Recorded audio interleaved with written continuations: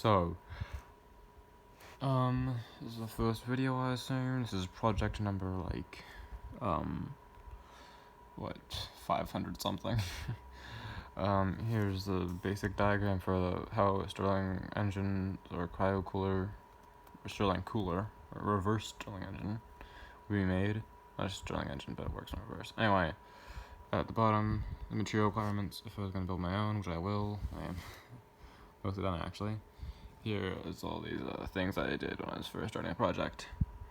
As you can see in step 1, the gas is all over here, and all, like the edges aren't touching to make sure that all the parts looked distinct. Also, I mean, it's a bad drawing. This would be large, this would be smaller, thinner, and yeah, so more gas could be in here, and therefore it has more potential for like heat transfer. And the second one, this piston has moved backwards, forcing the air to the other side, but there was no real expansion, contraction, compression, whatever. And also note that this airway is now blocked. Both pistons now move backwards, making that, expand, cool down. And this piston moves back. Here, put down. All right. Then, this main piston moves back towards the front with this one, and then they both move forward. But this is unblocked once this is there. Although honestly, this other piston will probably stop here. The other one pushes, and then they both go forward together. Yeah. And then restarts.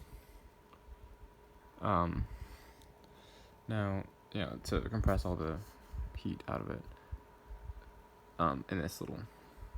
Oh, no, I'm thinking that's wrong. Sorry, this should be all the way at the end, and that one goes forward and compresses it, so it's all in this little area, which gets heated up. Now, if we're going to turn rotational movement into these two motions, this is one of the drivers, I guess, pushing. So think about a rod is sticking out right here, and this is moving. This thing here is moving, turning around. And because it's thicker in some areas, so I guess it would have an off-center shaft, or center of rotation. And then here, I didn't finish this one, but it should actually look quite similar to this, just different. So like an ovoid or oval. It's an off-center center rotation. And yeah. Oh, yeah, I showed you that. So that's one project. And yep. And next up we have. Sorry, I just don't want to show you all my in this room. Although you probably already guessed from everything that's going on. Here is a container which has a lot of salt dissolved in it. This is approximately 95% saturated solution of salt, except it's been undergoing electrolysis for a long time with iron electrodes, both of them. And also, I'm just going to scrape down the salt that's built up inside. And at the bottom you can see it looks dark, right?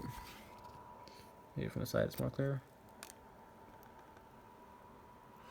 That should actually be all iron as spin. So you see this is the cathode, this thing, and iron's been forming at it. And then this railroad spike right here, it actually was I cleaned it up and it was in very good condition. Pretty shiny, if I do say it just was shiny. Shiny and almost blue looking. And for the first while, it didn't degrade at all, and then it started degrading rapidly. And the solution looked quite yellow for a time, but not anymore. Now it's all clear again, and there's a lot of stuff at the bottom. And the iron I pushed down there is already dissolving, or the salt I pushed down there. Here is a copper electrode, which I had put in here as the cathode for a bit, and I've forgotten about it since and it hasn't been running for, you know, a month or something. And this is all different now. That's interesting. Here's my lead supply. It's like a half kilo of lead weights, graciously given to me by a local store.